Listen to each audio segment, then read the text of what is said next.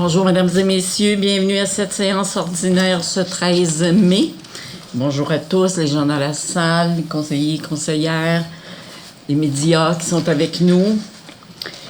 Je déclare la séance ouverte. Donc, je vais lire le projet d'ordre du jour pour commencer. Au point 3, l'adoption du dernier procès-verbal, c'est celui de la séance du 8 avril.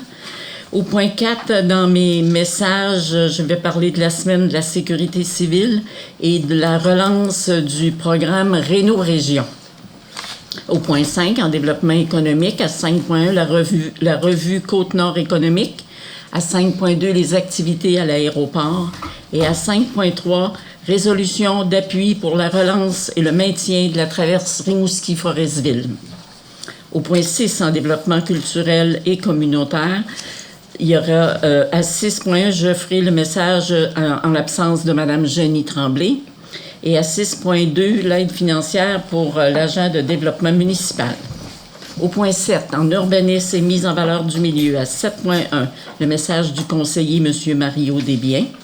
À 7.2, le rapport des permis de rénovation et de construction.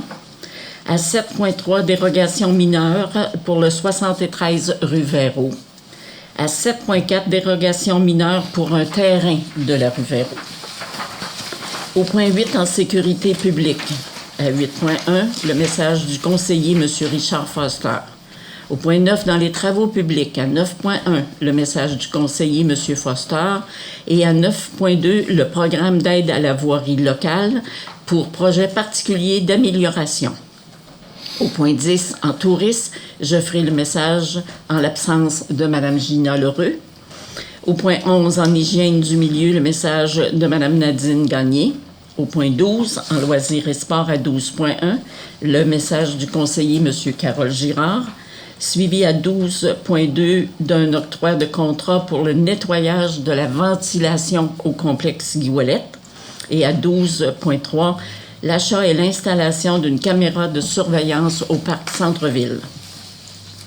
En administration, à 13.1, l'approbation et le paiement des comptes sous supervision de notre directrice, Mme Dominique Tremblay. À 13.2, des aides financières accordées aux organismes. À 13.3, un mandat pour le tribunal administratif du travail. À 13.4, des autorisations de déplacement. À 13.5, le rapport de la directrice sur les contrats accordés. Au point 14, en ressources humaines, l'embauche d'un journalier aux travaux publics. Au point 15, dans les actes législatifs, il y aura 2 sujets. À 15.1, un avis de motion pour le règlement 2025-334. Et à 15.2, une adoption d'une politique relative à la prévention et à la prise en charge de situations de harcèlement, de violence ou d'incivilité au travail. Ce sera suivi de la période de questions des citoyens. Ce projet d'ordre du jour vous convient? Oui. Monsieur Foster en fait la proposition. Avant d'entreprendre les sujets qui sont à l'ordre du jour, vous savez certainement que j'ai eu recours dernièrement beaucoup au service de la santé suite à une fracture d'un pied. Alors aujourd'hui, je voudrais prendre la parole qui m'est donnée pour souligner les excellents services que j'ai reçus, autant localement ici au CLSC qu'au centre hospitalier de Bécomo. C'est les services, quand on en a besoin, c'est là qu'on voit toute l'ampleur des services qui sont dispensés par des hommes et des femmes dévoués, de vrais professionnels. Et je veux souligner ici l'équipe de Forestville, le docteur Rémi Perron, les infirmières Manon Foster, Louise Canuel, l'infirmier David Guillon, qui d'ailleurs arrive des Alpes françaises, puis qui me racontait que la Côte-Nord est aussi belle que les Alpes françaises. Je pense que ça m'a fait du bien. Il voulait me détourner l'attention, je pense, en me racontant son histoire. J'ai eu aussi à Bécomo, bien sûr, l'équipe d'orthopédie, le docteur Denis Lavoie, chirurgien, le docteur Youssef Ezar. Il y avait une belle infirmière, une Madame Gauthier, qui m'a dit « Ma famille est de Colombier ». J'ai oublié le nom. l'infirmière Myriam Trudel, aussi du côté de Bécomo. Et je suis aujourd'hui au Centre d'Élysée-Scoumin en réadaptation avec Caroline Nou. Alors, j'ai eu droit à vraiment une brochette de professionnels de façon exceptionnelle et je veux leur dire merci à chacun d'entre eux parce que si je reviens à la santé, c'est que chacun a posé les bons gestes au bon moment. Alors, je crois qu'on critique souvent nos services de santé, mais moi aujourd'hui, du fond du cœur, je veux leur dire mille merci à chacun. Donc, le dernier procès-verbal, c'est celui du 8 avril. Les conseillers et conseillères avaient eu accès aux documents au préalable, s'il n'y a pas de questions particulières. Adoption proposée. Je propose. Monsieur Desbiens, tout le monde est d'accord? Oui. Oui. Vous étiez présent, Monsieur Desbiens? Oui, il faut toujours s'assurer de la présence. Dans les autres messages, bien, la semaine de la sécurité civile, du 4 au 10 mai, sous le thème « Agir ensemble pour la sécurité de tous ». Donc, c'est souligné autant au gouvernement du Québec qu'au gouvernement du Canada pour rappeler, dans le fond, que la sécurité, c'est premièrement notre propre sécurité. Nous en sommes responsables nous-mêmes. Alors, on parle toujours d'être prêt pour faire face à des sinistres ou à des désastres. Donc, être prêt dans nos maisons, être prêt à réagir, avoir une trousse d'urgence. Vous savez, souvent, on a une trousse d'urgence, mais on ne la met pas nécessairement à jour à chaque année. Alors, c'est pour rappeler cette importance au niveau de la sécurité civile. À 4.2, la relance du programme Réno-Région. Avec la Fédération québécoise des municipalités, il y avait eu le mois dernier un appel à la mobilisation de toutes les municipalités et des MRC. La ministre, Mme Duranceau, avait aboli le programme Réno-Région de façon unilatérale, puis les régions particulièrement ont réagi à cette abolition. Nous avons fait ici, d'ailleurs, une résolution à cet effet, lui demandant de reconsidérer sa décision parce que pour nous, en région, c'est un programme qui est essentiel, qui permet aux gens qui ont des propriétés, on dit qu'on est dans la crise du logement, on veut construire des logements, mais ce programme-là, il s'adresse aux gens qui ont des maisons, qui ont des propriétés, mais qui, avec les années, ont besoin de réparation et c'est des gens qui ont faible revenu. Puis c'est des travaux de base, c'est des toitures, c'est des fenêtres, c'est des portes, c'est vraiment des travaux de base. Alors, je pense que la mobilisation a porté fruit. Mme Duranceau a remis le programme en place. Toutefois, l'enveloppe qui était de 20 millions est à 9,2 millions. La Fédération des municipalités dit « Nous allons continuer à travailler avec la ministre pour que ce soit ramené le plus près possible du 20 millions, parce que même avec le 20 millions, on était vraiment en deçà de répondre aux besoins. » Alors, c'est des subventions d'un maximum de 20 000 par propriété. Voilà en termes de suivi. En développement économique, la revue Côte-Nord économique, je veux juste attirer votre attention sur le fait qu'il y aura un cahier spécial Côte-Nord qui s'appelle Côte-Nord économique, qui va parler d'un grand dossier, c'est sur les ports de la Côte-Nord, nos quais, le transport maritime. Et on nous dit que ça va sortir ce printemps. Il est sorti, oui, très récemment. Il est à la poste, merci. Parfait, vous complétez l'information, c'est très bien. Alors, nous sommes à l'intérieur de la revue, alors prenez un petit moment quand même pour constater ce que nous avons mis en valeur dans ce cahier, qui a une grande distribution, et c'est pour ça qu'on est présent. On a acheté la publicité, des pages, parce qu'on veut faire connaître le fait que nous avons un quai, un beau quai rénové, et nous voulons faire des affaires. Alors, plusieurs auront accès à ce cahier et verront que nous sommes au rendez-vous. À 5.2, les activités à l'aéroport, comme à chaque printemps, l'aéroport est vraiment en activité, particulièrement la SOPFIM, qui fait de l'arrosage pour les insectes et les maladies au niveau de la forêt. Ça devrait donc... c'est toujours une question de température, mais ça va aller jusqu'en juillet, ça c'est sûr. C'est une collaboration qu'on demande parce que quand il y a des belles journées, évidemment, ils commencent très tôt. C'est le réveil matin, c'est le cadran de plusieurs aux alentours. Alors, mais bon, ça demande une collaboration de chacun puisque l'aéroport est centre-ville, mais on fait quand même des bonnes affaires. Notre équipe municipale, l'équipe des travaux publics, est très présente aussi parce qu'il y a l'avitaillement de tous ces appareils qui font des allers-retours et tout ça. Donc, c'est coordonné par notre équipe municipale sur le terrain. Il y a aussi la présence d'Hydro-Québec et de ses contracteurs qui a des travaux, évidemment, sur des travaux relatifs aux lignes électriques, le changement des glaces, etc. Fait qu'il y a un bel achalandage à notre aéroport présentement qui, oui, fait du bruit et on demande la collaboration puisque quand tu es en opération, nous sommes heureux. À 5.3, l'appui pour la relance et le maintien de la traverse Rimouski-Forestville. Alors, un dossier très attendu de ce traversier, le retour de ce traversier qui est sur la table de travail, qui est très actif présentement. On est à l'étape là, de vraiment mettre de la pression parce que si on veut y arriver, on est rendu à cette étape-là. Il y a donc une résolution je ne ferai pas la lecture intégrale, mais qui vient chercher de façon officielle, par résolution, mais on a travaillé le dossier depuis déjà quelques années, vous le savez bien, mais mettre encore plus en évidence que c'est un service essentiel entre les deux rives, c'est un service complémentaire, c'est un service, c'est la mobilité des personnes, des biens entre les deux rives.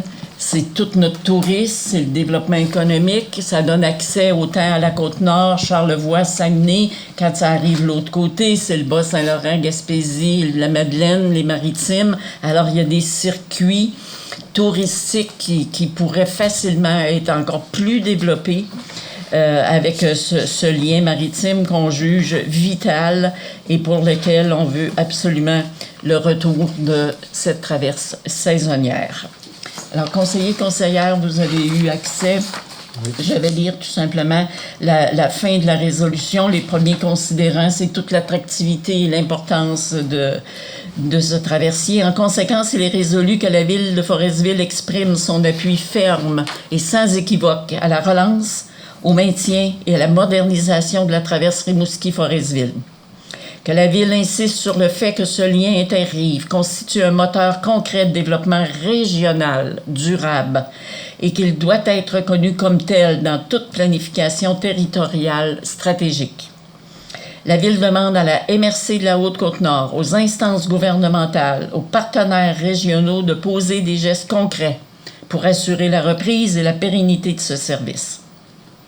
Que cette résolution soit transmise aux élus municipaux, provinciaux et fédéraux, de même qu'aux organisations économiques et touristiques. Alors, on est dans une mobilisation de tous les concernés, de tous les acteurs de ce dossier-là. Et oui, c'est le traversier dans les deux sites de Forestville et de Rimouski, mais c'est un service pour l'ensemble de nos régions. Et c'est de cette façon qu'on veut porter la suite du dossier. C'est l'ensemble de la Côte-Nord, c'est l'ensemble du Bas-Saint-Laurent sous la gouverne de Rimouski ou de nous, de Forestville, mais c'est au bénéfice de toute une population. Quelqu'un fait la proposition de cet appui? Monsieur oui. Carole Girard, est-ce que tout le monde est bien d'accord? Oui. En développement culturel et communautaire, donc Mme Janie Tremblay, poste numéro 1, au siège numéro 1, qui est absente. Elle serait revenue sur l'activité de reconnaissance des bénévoles. Donc, le 1er mai, on a fait la soirée annuelle de reconnaissance des bénévoles. On a expérimenté une nouvelle formule avec une humoriste devant plus d'une centaine de bénévoles. Il y a toujours la nomination de bénévole de l'année. Pour la première fois, on a nommé un couple Habituellement, c'est toujours une personne, mais Mme Claire Gagné et M. Magella Bouchard ont été nommés bénévoles 2025 pour reconnaître leur engagement au sein de plein d'organismes depuis 1978. Et on les a nommés ensemble parce qu'ils sont souvent ensemble au niveau des organisations. On en voit un, on voit l'autre. Ils sont très complémentaires aussi dans tout ce qu'ils peuvent apporter à la communauté. Donc, félicitations encore une fois à Claire et Magella. Il y aura aussi un message sur Forestville en chanson. Il y aura la 2e édition de Forestville en chanson le 9 août prochain. Les billets sont présentement en pré-vente. C'est jusqu'au 18 août au coût de 40 $. Après cette date, c'est 45 $. Il y aura le groupe Les Gars du Nord, que plusieurs connaissent, qui seront avec nous pour mettre toute cette belle ambiance. Il y a d'autres activités aussi qui sont en train de se mettre en place dans la journée pour les enfants, pour les plus jeunes, pour les familles. Enfin, il y aura une journée complète d'activités. Retenez 9 août et les billets sont en vente. À 6.2, concernant l'aide financière d'agents de développement municipal, alors vous savez que la MRC a un programme qu'on appelle la PSPS, c'est la politique de soutien aux projets structurants, qui a un volet spécifique pour subventionner les municipalités pour qu'ils puissent embaucher chacun un agent de développement municipal. Alors, devant la difficulté de recrutement, la rareté de la main-d'œuvre, tout le monde est confronté à ce problème-là. Ils ont revisé la politique de soutien et donc, elle peut donner accès maintenant à d'autres formes, par exemple un consultant, quelqu'un qui est même à l'extérieur de la région, mais qui travaille pour la municipalité. Alors, nous devons représenter notre demande d'aide financière qui, elle, est de 30 000 $. La MRC subventionne chaque municipalité pour 30 000 $, mais il y a un engagement pour nous de la Ville de contribuer pour 6 000 $. C'est prévu au budget tel qu'il se doit. Résolution, donc, pour autoriser Mme Alison Durocher-Savard, directrice du développement économique, à déposer cette demande financière dans la PSPS à la MRC de la Haute-Côte-Nord. Je propose. Mme Nadine Gagné en fait la proposition. Au point 7, en urbanisme et mise en valeur du milieu, on va débuter à 7.1 par le message du conseiller M. Mario Desbiens. Merci, Mme la maire. Bonsoir. Délivrance des permis et des certificats. Nous vous rappelons que la Ville dispose de 45 jours pour délivrer un permis ou un certificat une fois que tous les documents exigés ont été remis. Si vous prévoyez faire des travaux, faites votre demande le plus rapidement possible. Deuxième message, des abris d'hiver. Les abris d'hiver et toitures en neige sont autorisés jusqu'au 18 mai prochain. Par définition, un abri d'hiver est une construction démontable à structure rigide couverte de toit ou de panneaux rigides, utilisée pour abriter un ou plusieurs véhicules ou équipements, ou pour couvrir un passage piétonnier, une galerie, un perron ou un balcon pour un temps limité. C'est tout pour moi. Merci beaucoup, M. Desbiens. À 7.2, le rapport des permis de rénovation et de construction qui va nous être déposé par Mme Tremblay. Merci, Mme la maire. Alors, pour le mois d'avril, on a 6 demandes de permis pour un total de 120 416. Si on en fait le sommaire depuis le début de l'année, on a 22 demandes de permis pour un montant de 2 490 948. Donc, bon début d'année. Voilà. Merci. Déjà, oui. Il y a un permis particulier qui a été octroyé à la commission scolaire de l'Estuaire, des rénovations importantes au niveau de la polyvalente. Plusieurs. Alors, ça vient donner un chiffre important, et on en est bien content. Oui. Alors, résolution pour accepter ce rapport des permis de rénovation et de construction. M. Foster a fait la proposition. Ça va pour tout le monde? Oui. D'accord.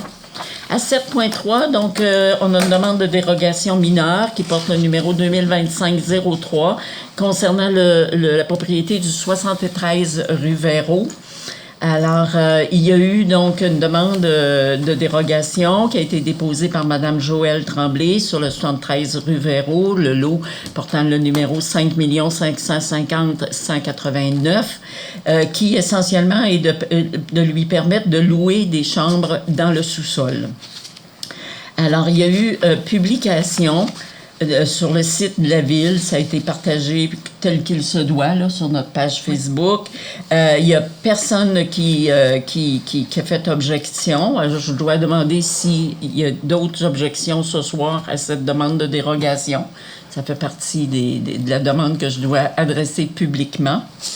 Alors, la dérogation, c'est que le plafond du sous-sol de cette maison a une hauteur de 2,13 mètres, alors que notre règlement de zonage exige une hauteur de 2,44. Le comité d'urbanisme, le comité consultatif d'urbanisme a siégé et il nous fait une recommandation d'accepter cette demande de dérogation mineure puisqu'elle ne cause aucun préjudice à personne. Alors, on en a pris connaissance par résolution, donc pour autoriser, tel que ça nous a été présenté, la demande de dérogation mineure 2025-02 adressée par Mme Joëlle Tremblay pour le 73 rue Véro. Ça vous va? Oui. Proposé par? Propose. Monsieur Mario Desbiens. Tout le monde est d'accord? Oui. Oui. On a une autre demande, le 2025-03, pour un terrain sur la rue Véro.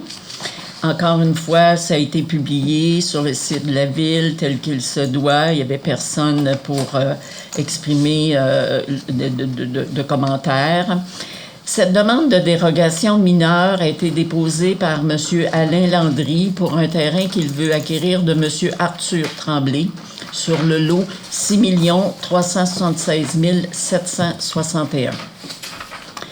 Le requérant veut construire une résidence avec un garage intégré d'une superficie au sol égale à la superficie de la résidence totale, alors que le règlement de zonage 2009-236 exige qu'un garage intégré ne dépasse pas 60% de la superficie au sol.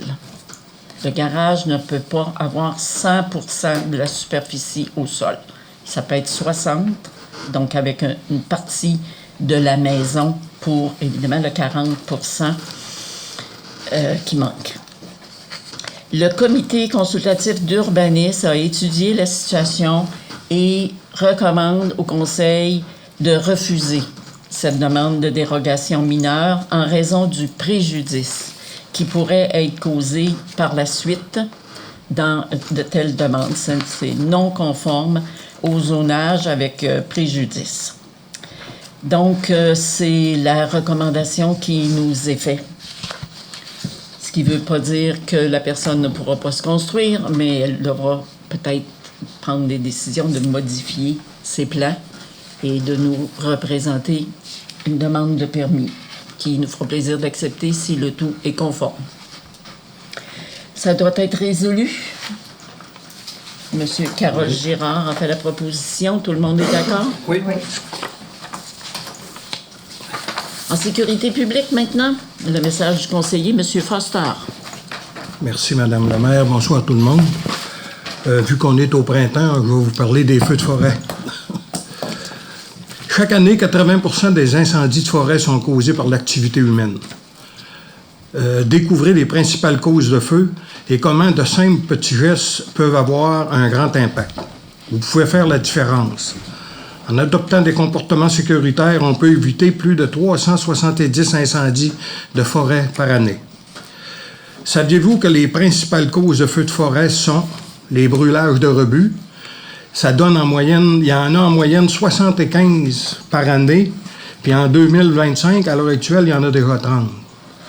Les feux de camp, 60% en moyenne, il y en a déjà eu 5 cette année. Les articles de fumeurs, 80% en moyenne par année, il y en a 13 cette année. Le véhicule tout-terrain, 10 en moyenne par année, il y en a eu 1 cette année. Les cendres chaudes, 6 en moyenne par année, il y en a eu 1. Et les feux d'artifice, 3 en moyenne par année, il y en a eu 0 en... Bon, là, disons que c'est de bonheur faire des feux d'artifice, mais ça ne veut pas dire qu'il n'y en aura pas. Et voilà. Merci, M. Foster. On va aux travaux publics maintenant, au point 9, à 9.1. Je vous retourne, M. Foster, pour votre message. Oui, madame. On va parler des balayages de rue. Le service des travaux publics débutera le balayage des rues au courant des prochaines semaines. Si vous procédez au balayage de votre cour, il est très important de ne pas envoyer le sable dans la rue. Lorsque les employés des travaux publics vont procéder au balayage, le sable va se retrouver dans la cour des voisins et probablement dans votre cour si le voisin fait la même chose que vous.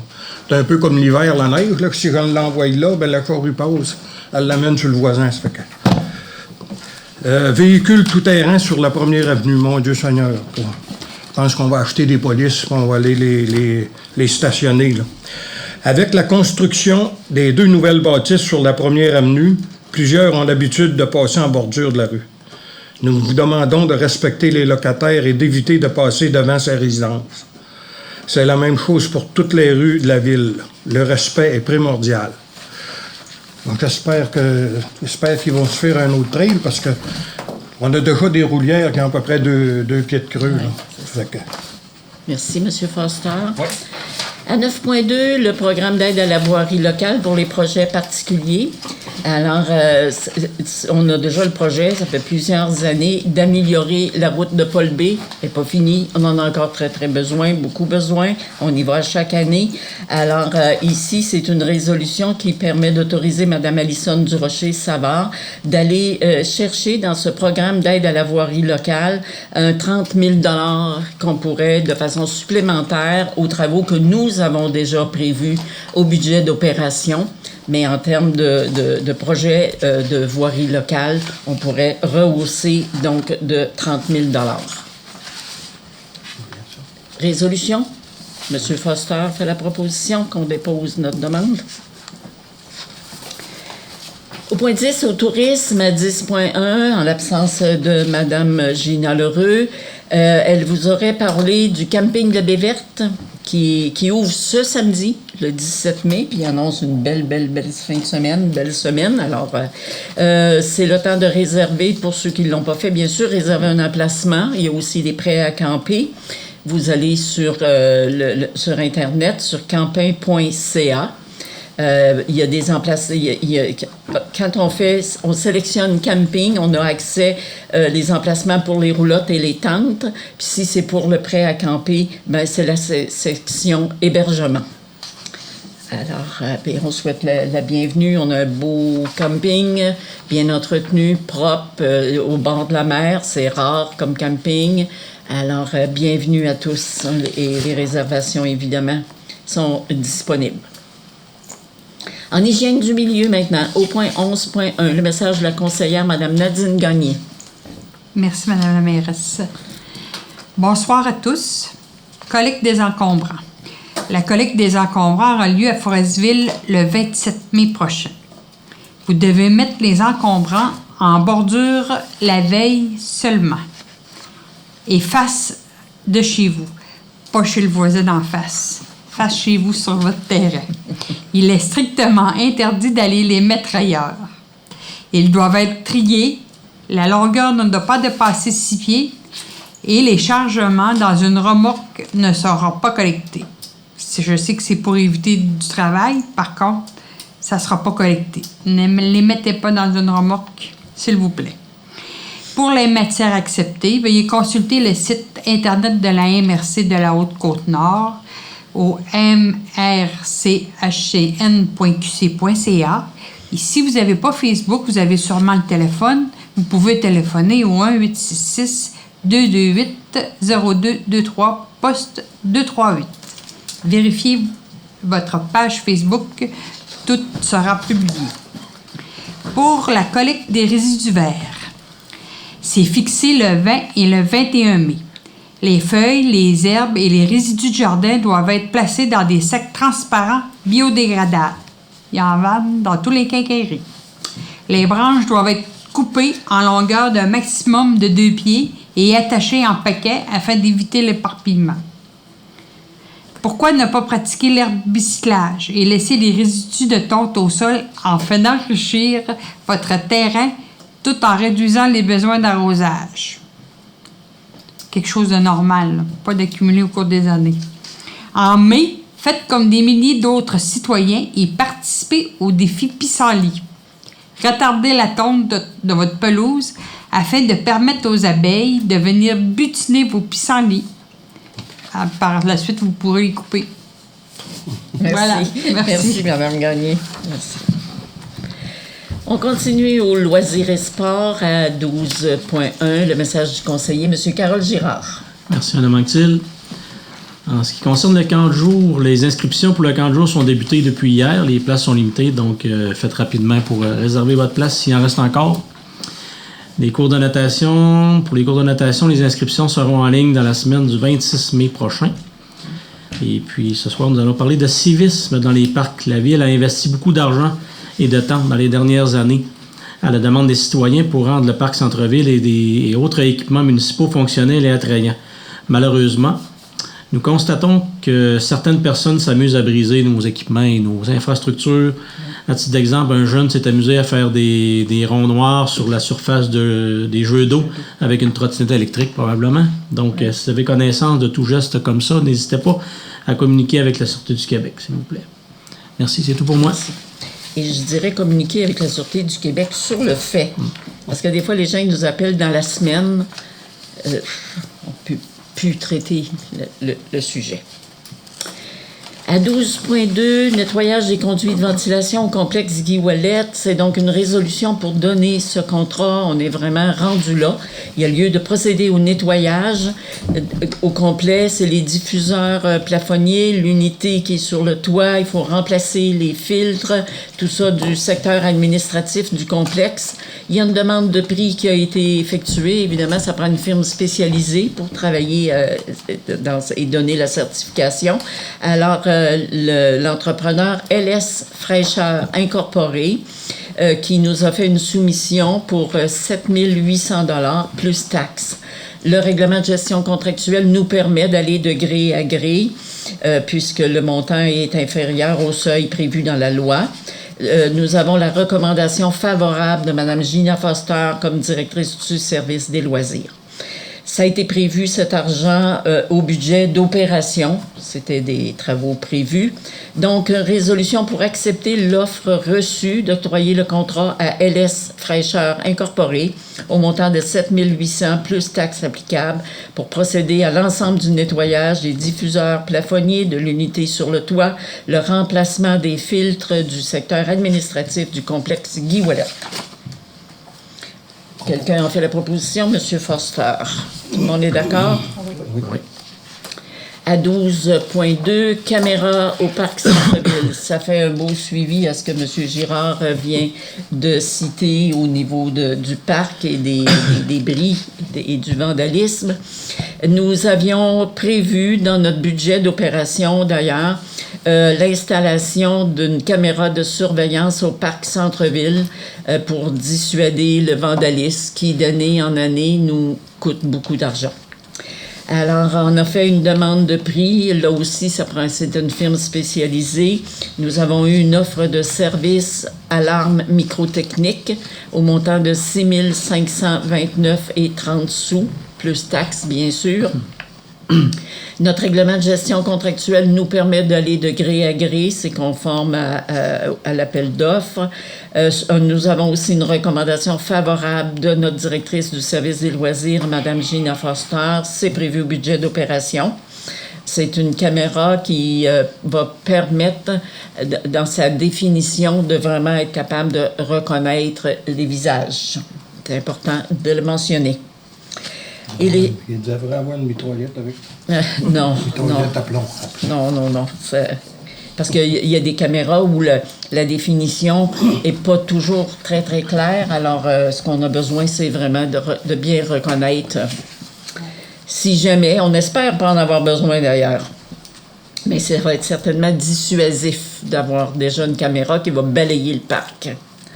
Alors, il y a résolution pour accepter cette offre reçue de service alarme microtechnique au montant de 6 529,30 sous plus taxes, procéder à l'achat et à l'installation des caméras de surveillance dans le parc Centre-Ville. Par proposition, Mme Nadine Gagné. Tout le monde est d'accord? Oui. On va en administration maintenant au point 13. À 13.1, l'approbation et le paiement des comptes. Alors, on l'a vu en comité de travail. Vous avez eu les réponses donc pour les comptes. S'il n'y a pas d'autres questions, je prendrai une résolution pour qu'on procède au paiement des comptes du mois. Monsieur Mario Desbiens, tout le monde est d'accord? Oui. À 13.2, aide financière pour des organismes, il faut le faire par résolution. Donc, le Cercle des fermières, pour son congrès annuel provincial, nous contribuerons pour 200 $. La chorale Les Chœurs, les gens de mon pays, en Haute-Côte-Nord, qui font un concert au mois de mai pour 50 $. Et le Club Lyon qui font un tournoi de golf annuellement comme activité de financement. Donc, pour 400 $, nous avons inscrit un forçum à ce tournoi de golf. Proposition pour ces aides financières à nos organismes? Monsieur Foster. Tout le monde est bien d'accord?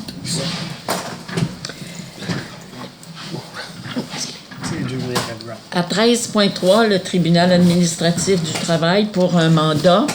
Alors, considérant qu'une plainte de harcèlement a été déposée auprès de la CNESST dans le dossier portant le numéro 358-114, ce dossier-là a été transféré au tribunal administratif du travail, Alors, le présent mandat, c'est pour Maître Francis Fortin, du cabinet Tremblay-Bois, qui est nos avocats, pour nous représenter, la Ville de Forestville, auprès du tribunal administratif du travail dans ce dossier. Proposition? Monsieur Mario Desbiens. Tout le monde est d'accord? Oui. Dans les autorisations de déplacement pour nos activités. Donc, au niveau des incendies, M. Martin Bouchard et Mme Martin Bouchard, qui est le directeur du service des incendies, Mme Lily Vachon, qui est une pompière préventionniste, vont transporter à Québec le camion neuf pour l'installation des gyrophares. Alors, il faut monter, mais il faut ramener une voiture. Voilà pourquoi il y a 2 personnes. Monsieur Mario Desbiens, le conseiller au siège numéro 2, va nous représenter à New Richmond pour le congrès des villages relais du 28 au 30 mai prochain. Et Madame Dominique Tremblay, directrice générale, qui aura le congrès à Québec, congrès de l'Association des directeurs généraux du Québec, du 17 au 19 juin. Ces déplacements doivent être sujets de résolution. Madame Nadine Gagné en fait la proposition. 13.5, le rapport de notre directrice sur les contrats accordés. Je vais un peu contexter la loi. La direction a le droit de passer les contrats qui sont nécessaires pour faire avancer les dossiers, pour exercer la compétence qui lui est dévolue. Mais la loi prévoit que la direction doit faire un rapport à la séance ordinaire qui suit l'octroi de ces rapports et nous devons entériner par résolution. Madame Tremblay. Merci, Madame la maire. Alors, un seul contrat accordé le 13 mai 2025 à Mallette, fournisseur, pour l'audit de la TEC, donc taxe sur l'essence et la contribution du Québec. Merci. Pour 2019-2024, au montant de 6 250 $. Voilà. Plus taxes, bien sûr. Par proposeur? Proposé. Richard? Richard? Oui. Ça va? On va continuer. En ressources humaines... En ressources humaines, au point 14 à 14.1, l'embauche d'un journalier au niveau des travaux publics. Alors, il y a une recommandation du comité de sélection de procéder à l'embauche de M. André Beaulieu à titre de journalier saisonnier aux travaux publics, conditionnellement toutefois aux conclusions de son évaluation médicale que nous exigeons de tout employé et les conditions de la convention collective, bien sûr, vont s'appliquer. Monsieur Beaulieu, selon le rendez-vous médical, devrait, si tout va bien, débuter son emploi vers le 27 mai prochain. Confirmé par résolution? Monsieur Desbiens. On termine avec les actes législatifs. On a deux résolutions. À 15.1, je vais avoir besoin d'un avis de motion pour première lecture du règlement 2025-334 qui concerne notre règlement de zonage pour lequel nous voulons, et nous allons l'étudier en deuxième lecture, pour lequel nous voulons quand même donner des possibilités sur la route 138 pour ajouter des usages à des commerçants qui sont en place, qui voudraient prendre de l'expansion. Alors, pour le moment, c'est un avis de motion pour étudier le règlement. Proposeur, avis de motion? Madame Nadine Gagné. À 15.2, c'est notre politique relative à la prévention et la prise en charge des situations de harcèlement, de violence et d'incivilité au travail. Nous avions déjà une politique adoptée en 2019, mais qui est rendue qu'une mise à jour s'impose parce qu'il y a eu effectivement des modifications depuis 2019. Donc, résolution qui vient abroger la politique de 2019 pour adopter une nouvelle version de la politique conformément à la loi et aux exigences de la CNESST. C'est une politique à l'interne qui concerne tout le monde. Incivilité, prévention, etc. Proposition pour cette politique? Monsieur Mario Desbiens. C'était donc l'ordre du jour de ce soir. Est-ce qu'il y a des questions, premièrement, au niveau des médias? C'est sûr qu'il y a toujours des questions. Ça me fait plaisir. Pour commencer, activité à l'aéroport, est-ce que Hydro-Québec, c'est pas mal récurrent chaque année? Ils viennent toujours? Ou... Bien, ça fait déjà quelques années qui sont ici avec des hélicoptères, soit pour transporter du matériel, pour transporter des travailleurs. Alors, on répète encore cette année et on en est très heureux de les accueillir. C'est pas la première année. Oui, c'est ça. C'est ça. OK. Au niveau de la traverse Rimouski-Forestville, dans votre résolution, vous dites on souhaite que les gens, que les associations, les organisations posent des gestes concrets. Ça pourrait être quoi, les gestes concrets? Bien, premièrement, qu'ils adoptent des résolutions. Hein? C'est ça qui est demandé, premièrement, au niveau de la mobilisation. Mais par la suite, si le projet va de l'avant et se concrétise avec l'aide du gouvernement, ben ça peut être d'autres mobilisations qui soient attendues. Ça peut aussi être des aides financières.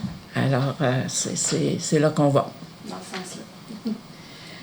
Est-ce que, justement, là, on voit ces derniers temps la grève de la STQ encore là, qui menace, les difficultés du SAREMA qui a quasiment pas traversé pendant une semaine. Est-ce que ça vient encore appuyer, justement, votre projet de traverse? Ça vient appuyer, oui, fortement. Déjà, on dit que les traverses, elles peuvent être toutes complémentaires les unes aux autres. Mais quand une fait une ratée, ben, si l'autre est en fonction, évidemment, elle prend le relais. En fait, ici, le promoteur, il faut se rappeler que c'est le seul qui est un promoteur privé. Alors, ça serait facile qu'ils prennent le relais lorsqu'il y a des difficultés dans les autres sites. Il ne serait pas touché, lui, par la grève de la STQ. Pas du tout. On a quand même formé une corporation maritime, de liaison maritime, du côté de Rimouski, du côté de Forestville, avec nos instances, pour avoir un organisme qui peut parler au nom d'eux, et non pas... tu sais, les villes sont présentes, mais on a une corporation pour être porte-parole de l'ensemble du dossier pour les deux régions. Et on met en évidence que c'est le seul privé qui reste au Québec. Au niveau de l'agent de développement municipal, est-ce que vous avez quelqu'un? Non, c'est ça. Mais vous demandez la subvention quand même au cas où vous auriez quelqu'un. On est en recrutement. Le poste est ressorti encore dernièrement. C'est difficile, la rareté de la main-d'œuvre, mais on persiste. Okay. Donc là, pour le moment, vous n'allez pas vers un consultant ou tout ça? Là. Non. On souhaiterait avoir vraiment quelqu'un à l'interne avec nous, qui travaille en équipe aussi avec les autres directions. C'est un projet de développement, ça touche des fois les travaux publics, ça touche les loisirs. Donc, d'avoir quelqu'un dans l'équipe, c'est précieux. Toutefois, ce que la politique amène au niveau de la MRC, c'est si jamais on ne réussit pas, ben on a des alternatives qui maintenant sont acceptées. Au niveau de Paul B, du chemin, ça serait quoi c'est quoi les travaux que la ville vous avez déjà prévus, là, outre le 30 000? Ben, on fait c'est quoi le mot français? Du renforcement. Remplissage. On remplit. C'est certain qu'on amène du gravier. C'est des travaux de ce type-là. C'est pas d'aller asphalter. Hein. Donc, ce qui a été fait au fil des années, là, on est à l'étape de faire du nivelage. Il faut aller grader pour les trous du printemps comme partout ailleurs. Mais il faut continuer à d'autres espaces. À chaque fois, c'est de réarmer le chemin puis de l'entretenir. C'est combien que vous avez prévu de votre côté? On est autour de 200 000 OK. Pour cette année-là? Oui. OK. Puis là, le 30 000, qu'est-ce qui permettrait de faire de plus, encore plus de nivelage? Plus long. Plus long. Okay. Un 30 000 de plus, on l'investit là. Oui, c'est ça. C'est une priorité. On est très conscient que cette route-là a vraiment besoin d'amour depuis plusieurs années. À toute fin pratique, il n'y a pas de programme pour refaire cette route-là. C'est une route qui est sur un sol mouvant. On est dans la glaise. Alors, c'est une route qui bouge. Elle a été asphaltée et tout cassée, on le sait. Alors, on y va avec du gravier. On la met plus solide, mais elle va rester sur le gravier, mais on espère faire à chaque année des bons tronçons qui permettent d'améliorer l'expérience de roulage, de roulement sur Paul B. Puis les tronçons que vous faites chaque année, est-ce qu'eux, ils restent quand même beaux après l'année suivante? Oui. On en met suffisamment pour que ça reste. Comme j'ai dit, ce qui est fait doit être quand même entretenu et nivelé. Là, on a du nivelage à aller faire, mais ça répond. Ça répond bien. Parfait. Ça, c'était beau. Je pense bien que ça fait le tour. Je me demandais juste, c'était pas dans l'heure du jour, mais au niveau des maisonnettes pour aînés, justement, on a vu là, les autos, donc on imagine que les gens sont entrés dans le logement, ça s'est bien passé. Ils sont tous dans chacun leur logement depuis le 1er avril, ils sont très heureux. On n'a pas tout à fait fini quand même, il y a des déficiences, il y a des corrections à faire, le contracteur est toujours présent. Donc, on est en cours. On va faire une inauguration quand le tout sera bien attaché. Okay. On veut reboiser un peu le terrain aussi. Alors, il y a encore des travaux à faire, mais ils ont trouvé preneur assez aisément. Des beaux logements, de belles fenestrations, beaucoup de lumière. Les gens sont contents. Oui. Donc, au niveau de la villa, parce que vous êtes présidente de la villa, est-ce que c'est un bilan satisfaisant quand même? Je pense que le contracteur a suivi son délai, son échéancier. Absolument. Il a suivi son échéancier, il a suivi son budget aussi. Alors, c'est tel qu'on l'avait demandé. On travaille présentement à tenter d'obtenir du financement pour construire une remise. Okay. Des casiers, petites remises qui permettent aux gens de mettre leurs chaises de parterre, puis leurs outils, la pelle de l'hiver, etc. Alors, on a encore des travaux à faire sur le terrain, mais c'est très satisfaisant. Et malheureusement, on avait juste 12 logements. On a eu beaucoup de demandes. Le logement est un besoin criant. Alors, mais on a fait une première étape. Oui, c'est ça. Y aura-t-il une phase 4? C'est à suivre. À suivre. À suivre. Merci, c'est fini de mon côté. Messieurs, mesdames, est-ce que vous avez des questions pour nous sur les sujets qu'on a vus aujourd'hui? Non, pas de mon côté. J'ai un sujet. Oui. Je veux pas être filmé. Vous ne veux pas être filmé? La rue 138 Véro. Quand est-ce que le trafic va ralentir là-dessus? Que le C'est les vannes, t'as beau le montrer. Ça passe vite, hein? Les vannes, l'eau, là, l'hiver, ça va faire. C'est long, ouais. Ouais. Je sais pas, Ben, même l'été, les dos d'ombre, ça ralentit, c'est correct, mais ils sont pas là. ouais. Avant qu'il arrive un bon accident, là, on attend quoi? OK. Parce que les autres, on le vit, là. Oui. Ça circule très vite. Ça passe vite. Il y a le mal passé vite, oui. OK. Ben, écoutez, Ça a toujours été un problème, là. Ouais. Il y a des années que c'est. ouais, c'est... Là, dans cet incite, les C'est vannes, pire. même Joël au souper, elle dit, y a-tu une pancarte pour dire les vannes doivent passer ailleurs? Il y a une pancarte, mais... Il est pas ouvert en arrière, c'est ça. Habituellement, il faut qu'il fasse le détour par le chemin de l'aéroport. Mais là, c'est pas ouvert, là. OK? Quand ça va être ouvert, et on va avoir une surveillance particulière sur ça. Ils le font pas. Ils le font pas. Ils font pas tout, hein? Oui, c'est ça. Mais on a un règlement sur ça. On peut intervenir. Parce que la pancarte est quasiment devant la maison, puis... Sur la vitesse, on va le signifier à notre parrain de la Sûreté du Québec parce que le respect de la vitesse, c'est un mandat de la Sûreté du Québec. Donc, Mme Tremblay est en train de prendre en note. Parce qu'une vanne, là, ça reste pas une scène, non? Oui, exact. Non, c'est la... Bien sûr, ça arrête assez vite, mais une vanne, non. Oui, d'accord. C'est pris en note. Merci beaucoup. Ça fait plaisir.